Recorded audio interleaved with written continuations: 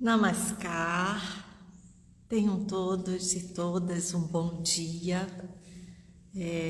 Estamos hoje celebrando o final do mês de novembro. E quando eu pensei em fazer essa live de hoje, eu trouxe uma condição que sempre estou reportando aqui, que é a condição do olhar. Porque nós perdemos essa condição do olhar. Há poucos dias eu ouvi a Lucilena Galvão falando que os tempos que nós estamos vivendo são tempos muito bons para os ladrões de objetos pessoais, aqueles que metem a mão na nossa bolsa, no nosso bolso e roubam nossos objetos. Porque como nós estamos sempre muito longe de nós mesmos, os nossos pensamentos quase nunca estão no nosso corpo, essa é uma oportunidade de alguém tocar no nosso corpo, na nossa bolsa e retirar o que querem. Porque nós, uma vez eu li também uma frase engraçada que dizia o seguinte: se nosso corpo se a nossa cabeça ficasse no nosso corpo, nós íamos passar quase todo o dia sem cabeça, porque a nossa mente, ela não está, na maioria do tempo, ancorada no nosso corpo, no ambiente onde vivemos, e isso faz com que nós percamos a condição de olhar como estamos no momento. E às vezes, essa não só do nosso corpo, mas também de todo o ambiente. Um físico diz o seguinte, que nós somos 1% de matéria e 99% de energia. Porque também matéria e energia são dimensões diferentes da mesma coisa. E hoje eu trago aqui a dimensão energética da nossa mente, porque a nossa mente ela é o que dentro de nós direciona nossa vida e nosso corpo.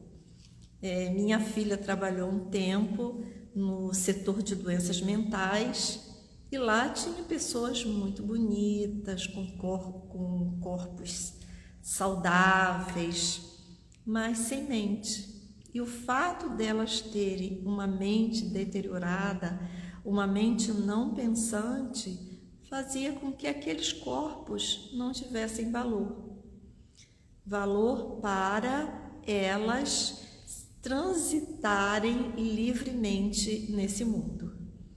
E eu trago o exemplo do Stephen Hawking, que foi um cientista inglês muito famoso, falecido há pouco tempo, onde ele não tinha corpo praticamente, porque ele foi acometido de uma doença degenerativa neurológica e o corpo dele ficou todo imobilizado. Ele trabalhava através de computadores, mas como a mente dele foi durante toda a vida extremamente saudável, permitiu com que ele fizesse todo esse bem que ele fez à humanidade, escrevendo teorias e livros muito interessantes para a compreensão pessoal e a compreensão coletiva.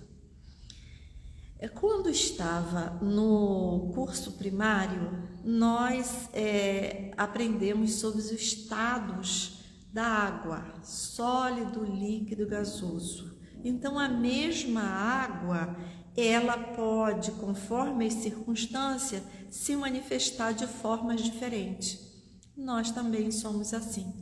Nós temos momentos de condições mais estagnadas, nós temos condições de mais movimento e temos condições de equilíbrio. A condição de equilíbrio é a condição que nos vai dar uma percepção melhor da realidade e transitar nela. E isso vai nos trazer um estado de felicidade. Mas é isso que todo ser humano quer. Todo ser humano quer ser feliz. Só que ele só tem felicidade se as suas condições ambientais internas forem saudáveis, equilibradas, boas. E isso vai ter felicidade. E outra coisa é também essa projeção que nós fazemos de um tempo de paz. Eu quando ficar mais velho, que eu não trabalhar mais, que meus filhos crescerem, eu vou ser muito feliz, vou ficar muito bem. Ou então, é comum também uma pessoa mais jovem dizer assim: quando eu tiver uma família, que eu tiver estabilidade financeira, que eu tiver terminado uma faculdade, uma graduação, seja lá o que for, eu vou ficar muito bem. Isso é pura ilusão, porque nós só temos equilíbrio no desequilíbrio. É como se nós caminhássemos sobre um fio.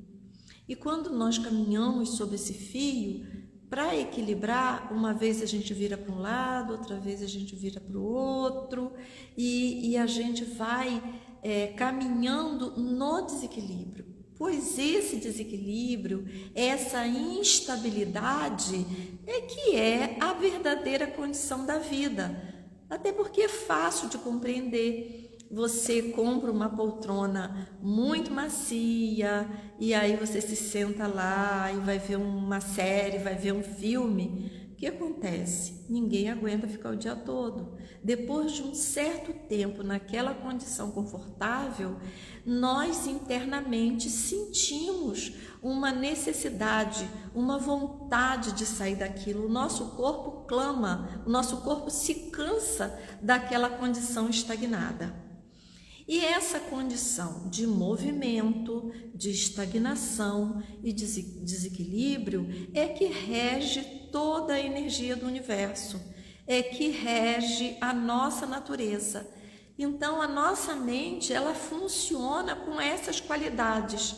Nós funcionamos com uma qualidade de desequilíbrio, nós funcionamos com uma qualidade de equilíbrio e nós funcionamos também com uma qualidade de estagnação. Isso dentro das tradições antigas, dentro da filosofia Sankhya da Índia, isso tem um nome. A condição de equilíbrio nós chamamos Sattva, a condição de movimento nós chamamos Rajas e a condição de estagnação nós chamamos de Tamas. Bem, e o que vai nos trazer desconforto e doença? A paralisação nessas duas energias que estão na lateral. A energia do meio é a energia do equilíbrio, a energia de Sattva, a energia que conduz a nossa vida ao sucesso, à sabedoria, ao bem-estar. E a energia de Tamas e a energia de Rajas são energias que transitamos por ela, mas buscando cada vez mais esse meio. Imagina que nós transitamos por ela o dia todo. Quando nós vamos dormir, nós precisamos dessa energia mais estagnada, essa energia mais densa, para que possamos dormir. Mas se essa energia ela permanecer, no dia seguinte a gente não sai da cama. Então, de manhã é necessário que tenha uma energia rajásica, uma energia de movimento, para que possamos sair da cama. Mas essas duas energias são as energias, não são formas da energia que é mais comum na sociedade que nós vivemos. Você vê que o que é energia tamásica? A energia tamásica é aquela energia que ainda há pouco eu comparei com o gelo. Como é o gelo? O gelo é duro, o gelo é parado, o gelo é sem movimento. Então, a forma com que nós nos conduzimos, ela pode nos trazer uma permanência nessa energia. E a permanência nessa energia faz com que a nossa mente ela não tenha sabedoria, faz com que a nossa mente ela fique encrudecida, ela fique estagnada. E isso vai reverter no nosso corpo, porque corpo também é mente. E essa energia tamásica, ela pode ser mudada. E como ela pode ser mudada? Nós temos que ver como nós estamos conduzindo a nossa vida. Se nós estamos nos colocando numa energia tamásica, se nós estamos nos colocando numa energia rajásica de movimento, ou se nós estamos buscando o equilíbrio. E quais são as atitudes que nós podemos ter para reverter as energias de extremo movimento e a energia de paralisação? Temos que compreender que a energia de paralisação, ela vai acontecer através dos estímulos que nós recebemos dos sentidos. Se eu me alimento de uma comida que não é viva, de uma comida sem energia, de uma comida que a gente nem considera comida. Uma amiga minha disse o seguinte, que ela não cozinha mais, ela prepara o alimento. Ela prepara o alimento através da compreensão daquele alimento que vai fazer o corpo dela e a mente dela ganhar uma energia de equilíbrio, ganhar uma condição de sabedoria. Imagina se você começa o seu dia e nesse dia você já começa reclamando das coisas que acontecem.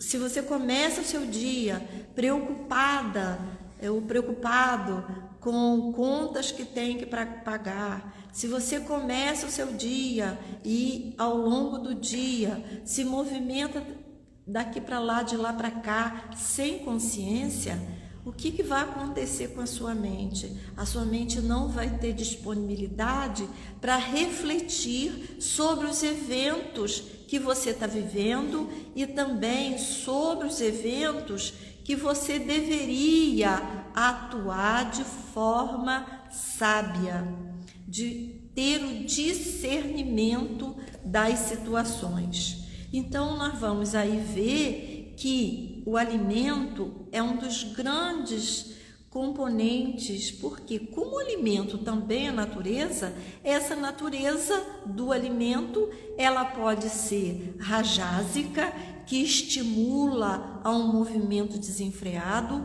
ela pode ser tamásica, que leva o corpo e a mente a uma letargia, ou esse alimento pode ser um alimento que vai lhe conduzir à sabedoria. Bem, esse é o primeiro passo, é a escolha dos nossos alimentos. Alimentos que sejam saudáveis, alimentos que não tenha passado, porque hoje a gente nem considera os alimentos ultraprocessados como alimentos, porque eles sofreram tanta mudança, que aquilo deixa de ser alimento, aquilo entulha o corpo e promove dentro do nosso corpo uma estagnação. E há outros alimentos que estimulam a nossa mente demais, excessos de pensamento. Então você vê que esses excessos de pensamento também vão movimentar muito o corpo. É comum uma mãe que chega aqui ao núcleo de yoga e fala o seguinte: eu quero praticar, que meu filho pratique yoga, porque ele está muito agitado. E a primeira pergunta que eu faço a essa mãe: ele toma achocolatado? Na maioria, sim. Ele usa muito doce? Na maioria, sim.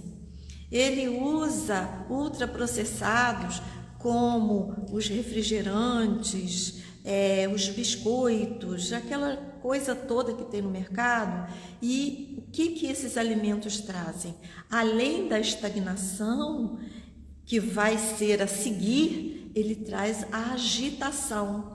Porque esse movimento energético da agitação é fácil de compreender. Você vai a uma festa ou dentro da sua casa e faz uso de uma bebida alcoólica.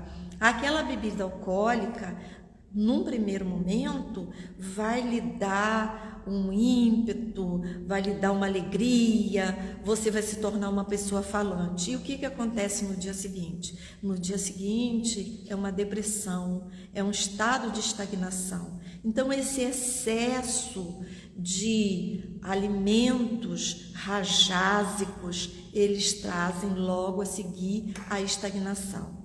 Mas não é só o alimento que vai impedir que a nossa mente alcance o equilíbrio. Também os estímulos ambientais. Até parece estranho, mas é verdade. Você assiste um filme. Aquele filme é uma obra de arte, foi feita por um artista num momento especial, mas se aquele filme estimulou dentro de você a violência, você vai adquirir uma energia rajásica e uma energia tamásica. Alguém chega e diz assim: mas eu assisto todos esses filmes e não me afeta. Mentira, porque aquilo que realmente nos afetam, eles vão entrar através dos nossos receptores subliminares. A mesma coisa são os livros. Quantos livros nós lemos que são livros de histórias muito tristes? São obras de arte? São.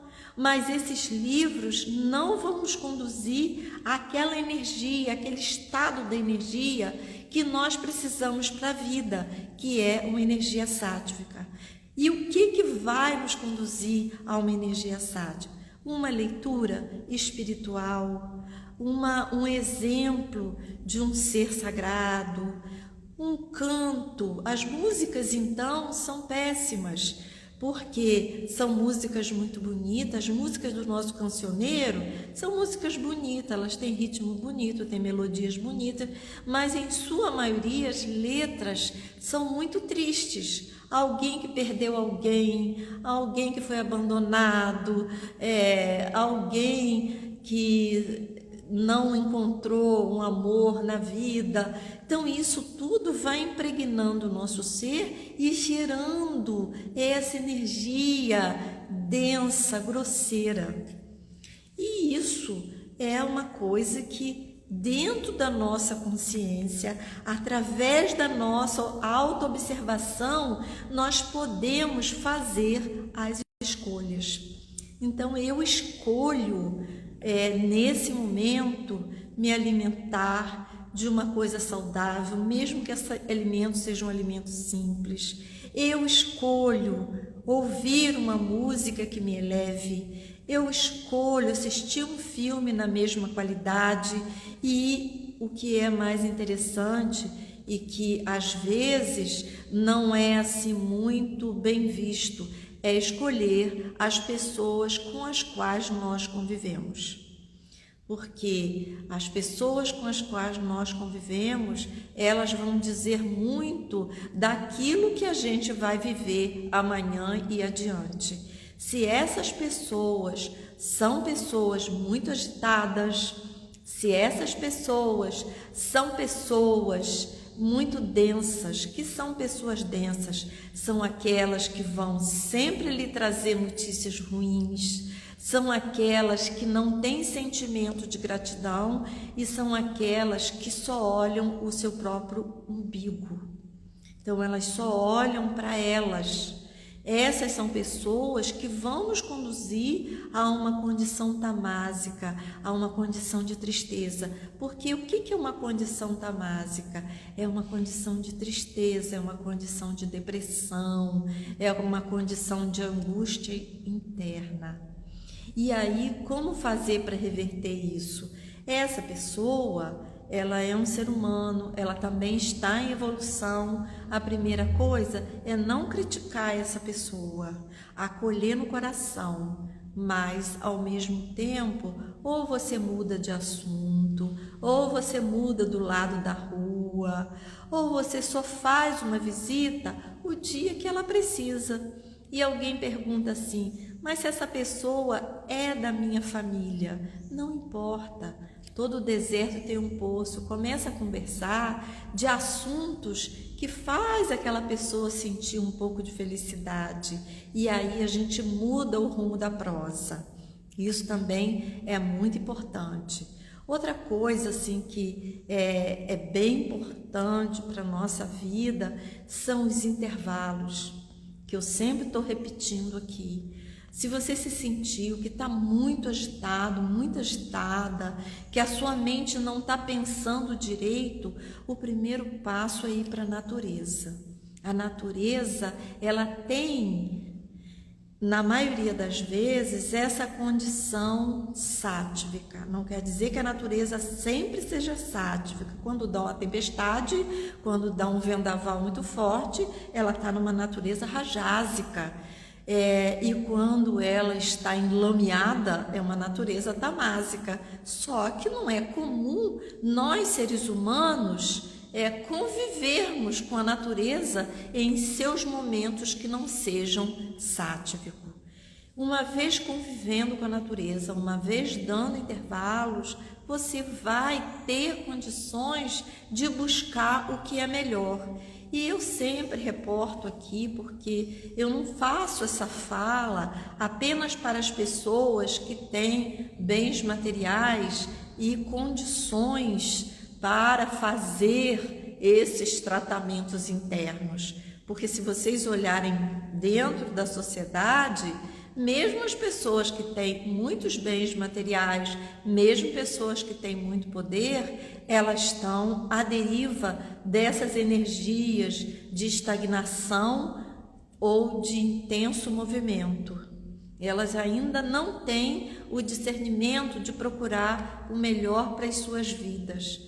E outra coisa que vai também nos colocar numa condição sátvica é a nossa condição de elevação espiritual. E o que é elevação espiritual? Não é estar numa igreja, não é seguir certas regras, mas da compreensão amorosa da nossa existência aqui na Terra, da compreensão de que essa vida é curta, viemos aqui para realizar algumas coisas.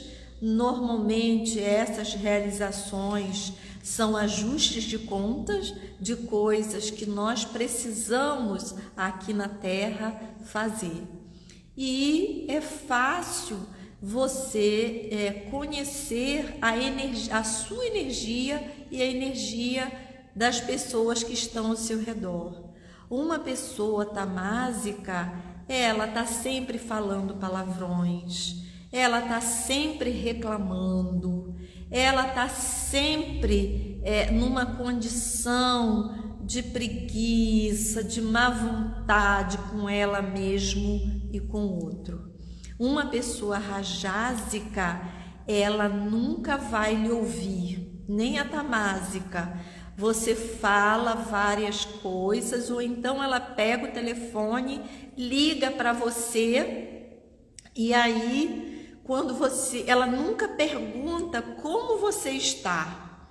E quando você começa a falar, ela desliga o telefone. e normalmente ela não ouve o que você tem a dizer. E isso são as condições da nossa energia. Não existe uma pessoa extremamente sáttvica.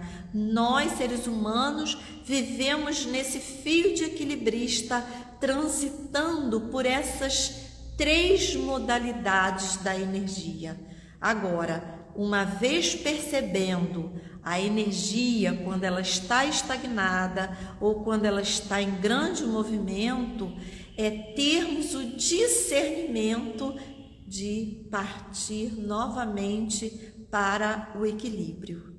E isso é muito especial, porque essas energias, quando elas, a energia tamásica e a energia rajásica, quando ela se prende no nosso ser por muito tempo, ela vai nos trazer doenças. É fácil de entender. A energia rajásica, ela traz muitas doenças metabólicas, ela traz muitas doenças cardíacas.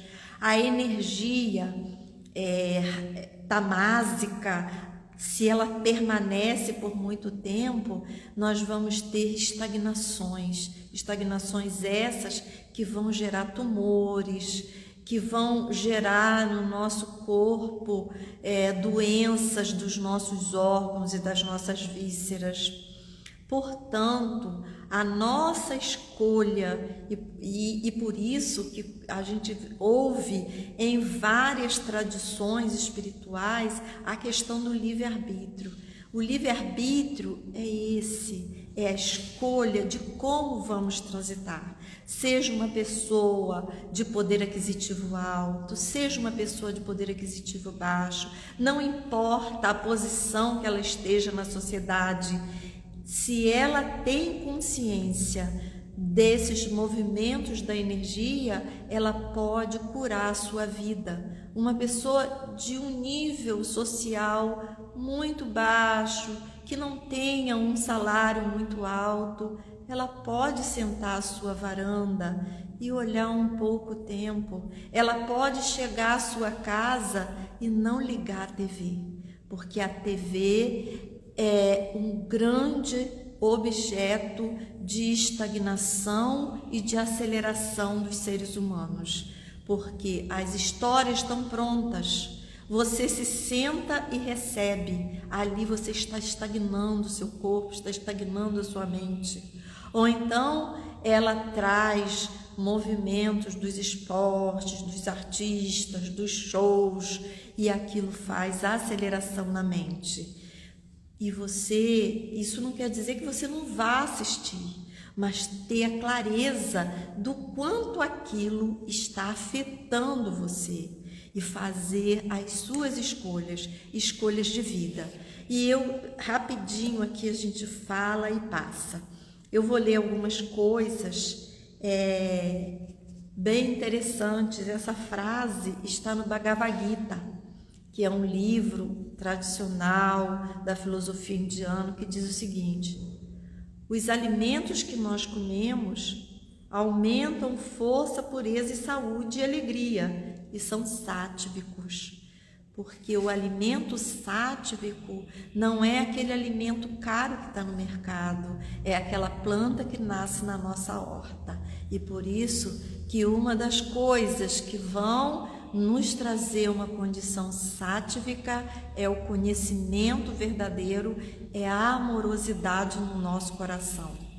E aí eu indico para vocês este livro aqui, para ampliação disso que eu acabei de conversar aqui. Ele se chama Uma Visão Ayurvédica da Mente, a Cura da Consciência. Esse livro é maravilhoso para que a gente possa compreender as energias que transitam em nossa mente. E numa parte aqui do livro, para encerrar, ele diz o seguinte, que para nossa cura pessoal nós temos que abrandar tamas. Tamas é a inércia, tamas é a tristeza, tamas é desejar mal, tamas é querer tudo para si. E passar de tamas para rádias. sair, romper, caminhar, usar energia para ir adiante. Isso vai fazer a nossa cura pessoal. A cura da humanidade vai ser acalmar Rajas e passar de Raja para Sattva. Então, eu faço um movimento, mas eu tenho que buscar o equilíbrio. Eu tenho que buscar aquilo que é melhor para mim, para a humanidade. Se eu coloco no meu prato um pedaço de carne, se eu coloco no meu prato um peixe, se eu coloco no meu prato um frango, eu estou trazendo para o meu corpo uma energia tamásica, rajásica. Ele está alimentando e está me dando prazer, mas não está me curando nem curando a humanidade. E para a paz universal, somente a condição sáttva é que vai, a condição sátvica é que vai trazer a cura para a humanidade. E para realizar essa transição, temos que desenvolver o amor e a percepção como forças universais. Então, essas duas palavras são muito importantes. O desenvolvimento do amor e da percepção. E é fácil. Esse desenvolvimento do amor é a gente se colocar no lugar do outro.